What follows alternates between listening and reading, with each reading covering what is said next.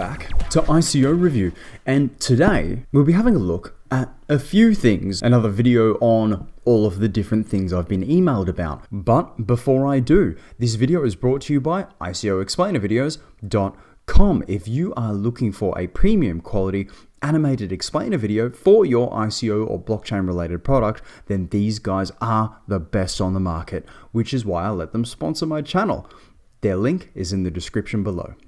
In the last week, so we'll start off with the Payza decentralized exchange. So the concept here at a glance, and I don't even need to glance because it's all on the website here, nice and transparent. Payza is an advanced cryptocurrency exchange. Now, it's pretty early days for these guys, so I think there's still a little bit of translation that has to happen on the website here, etc. The real reason why I'm giving these guys some attention is they have what seems to be a working platform. Not much happening on the platform right now because it's very, very, very recent. However, some of you might notice that it's very reminiscent of Binance's exchange interface. So if I pop over to the advanced exchange on Binance, you can kind of see where I'm getting that aesthetic likeness from. And to me, that's a good thing. I'm a big fan of this particular interface, especially for, getting a little bit more in depth when reading charts. They've got some lovely tools up the top here on Binance. But back over on Payza, it's not quite as advanced yet, but it has that similar aesthetic feel. It's somewhat familiar to me as a user. So that's kind of a functional beta situation, it seems, for the exchange itself. But the site will actually have cryptocurrency news, a nice little interface there where you can check your funds, account settings, etc., etc. So I feel as if this is a little bit further ahead of the other decentralized exchanges in ICO phase that I've seen. It's nice to see them relatively prepared for launch, considering they're still in ICO phase. So I suppose the question is, why even have an ICO at all? The reason why they're doing a token here, even though they already have a working platform, is to raise the funds for marketing support and legal compliance, as well as enhancing the IT infrastructure. So I don't know, I feel like they've been nice and honest. I do feel like they've been nice and honest about why they're doing what they're doing. And in exchange for assisting them with this through ICO phase, you'll get a 100% discount on all of the trading fees using this particular decentralized exchange. It is a very small team listed on the website, however. So Mo Akram has been working in the blockchain industry for the past 5 years and has trained 100 plus blockchain professionals allegedly. Akram currently leads a team of 10 professionals to build the best blockchain solutions. And Teo, the co-founder, holds a Bachelor of Computer Science from the University of East London and works for the Department of State Development in South Australia. Now, in terms of potential return, it's a lot harder to speculate on something like a decentralized exchange. At least it is for me. However, if we see it go the way of, say, Binance in terms of use, now Binance is, one of the world's top exchanges, so it's potentially unlikely, but the more the token is used by individuals, people buying the token on a low to then hold and get 100% off their trading fees, of course, the more the value of the token will go up. It's the exact same way any other utility token works. So this all really hinges on adoption of the exchange itself, which, of course takes time. But I don't mind the look of this one. I want to get my hands into the exchange a little bit more, see what it's like to trade on there a little. The only real notes I have for the team at the moment is the English on the website itself is a little bit broken. So we could for sure have a look at that, go over it, tidy it up a little bit. And I think Western users and investors would feel nice and comfortable. And for those of you running ICOs at the moment or have just completed your ICOs, there is the option at the top of the website here to request for your token to be added into the exchange. So that might be a good little adage for your ICO. However, if we're going to talk about projects with a pre-existing product, then let's have a look at the Sun Exchange, or SunX as they're calling it. So not only does this project already have a working product, but they've got fantastic CSR, and you guys know that I love blockchain related projects that will help benefit the world in some way. And this one takes me all the way back to, say, Assetron, for instance. So the Sun Exchange, the actual platform for this ICO, what's happening here is the purchasing of solar cells and then the subsequent leasing of those solar cells to schools and businesses in the sunniest places on Earth. Specifically Africa, of course, Australia comes to mind as well. The Sun Exchange arranges a monthly lease rental collection and distribution. And that rental collection and distribution is payable in either Bitcoin or local currency. So the general concept here is that through Sun Exchange, anyone can go solar and start building wealth powered by sunlight. I quite like that. Buy online in minutes, and they accept national currencies and Bitcoin. Receive rental income wherever you are in the world through a blockchain-based payment system. Solar projects are insured for fire, damage, and theft. And your solar cells will generate wealth from sunshine for 20 years, an effortless source of sustainable income.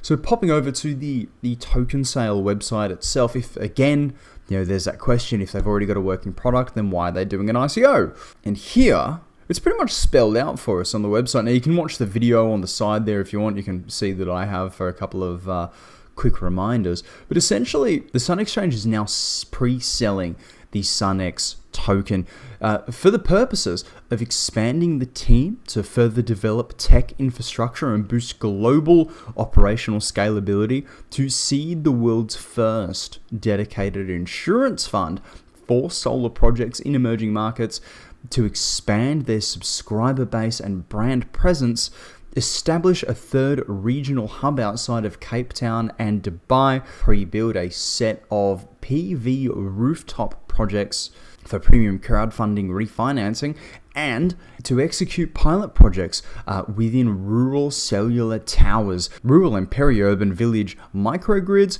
and cold storage pack houses for smallholder farming cooperatives.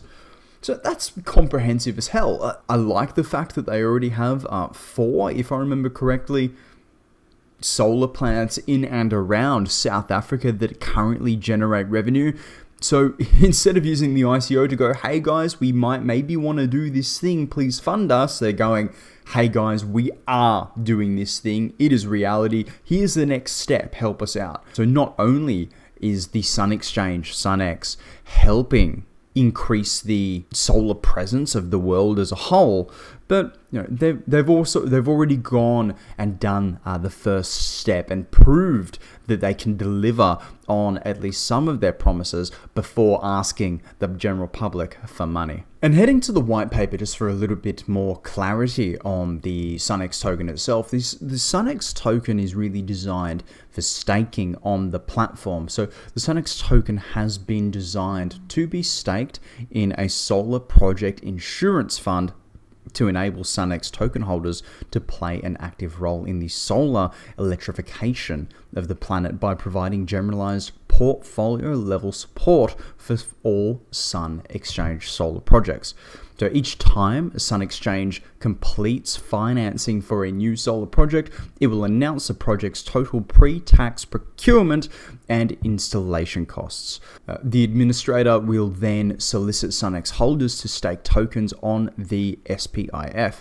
As stakes accumulate, a number of reserve tokens will be segregated to create, first of all, a staking bonus pool to provide a protective buffer to SunX token stakers against forfeiture of their staked tokens, and 2, staking rewards for future payout to SunX stakers. So, based on that, this is a very long-term hold. It's a very long-term project. So really, the only thing that I've seen that proposed anything like this was Assetron Energy, which I was a very big fan of. However, SunX and the Sun Exchange has gone that next step. They already have some of the infrastructure in place, which is, further than Assetron Energy ever got. Of course, Assetron was outsourcing the infrastructure, whereas these guys are essentially providing it, which is fantastic.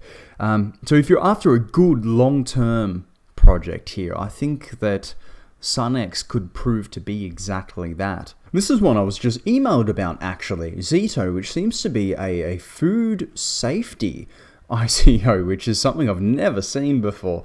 So it consists of Zito Chain and Zito Label.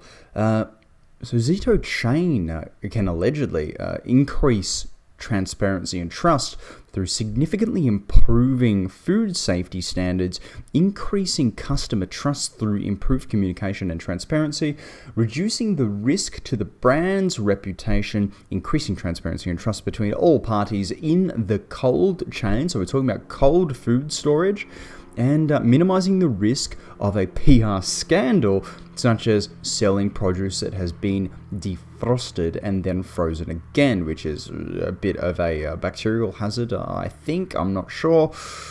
This is a strange area to see people operating blockchain tech in. The Zito chain can allegedly prevent waste and save money, minimizing product waste recalls by highlighting issues in the cold chain via real-time alerts, and allowing preventative measures to be taken, preventing retail losses by being able to verify the safe handling procedure rather than imposing an if in doubt throw it out policy. So the Zito chain improves the efficiency of cold chain and compliance with safety standards. So they're automating human tasks such as temperature monitoring and recording, implementing targeted cold chain management strategies, providing traceability in seconds rather than in weeks, removing the risks of tampering with records in the cold chain by using tamper-resistant enclosures, which is data encryption and blockchain smart contracts. This is an intriguing use of the blockchain. So kind of like Blockgrain, it's very much a logistics-based service. And to speak to that effect, 60% of proceeds are going just to the development of the actual platform itself, 30% to marketing, which is wise. And I presume that the team's compensation falls within the 10% legal and ICO costs. And much like Blockgrain, it seems as if the token is purely here just to power the platform. But if you want to have a little bit of a closer look at this one, or want me to unpack the white paper a little bit more, let me know in the comment section below, and we can have a bit of a deeper look, because the white paper seems a bit dense. So ICO for Zito is in 10 days as of filming, which will put us on April 30. Having a look at the other ICOs we've covered today as well. Pay-as-you won't kick off until the 1st of January, it seems. Sale period being 1st of January through to 30th of July, with the token price equaling 20 cents. And popping over to the Sun Network, it's actually tomorrow. So 1 day and a couple of hours left. So that should be April 21st for me in Australia, with the token price with this one actually being USD $1. So a little bit high, but the fundraising goal is 25 mil. So in the current market, seeing the global cap kind of increasing, this could be doable. That could be very attainable for them. So let me know if you want to have a closer look at any of these ICOs, or if there was a piece of information that I missed that you want to hear. Of course, in these videos, I do a slightly faster version of unpacking the particular projects. Let me know in the comment section below what else you want to know or what you think of the projects. I have been your crypto enthusiast, and I'll see you in the next video.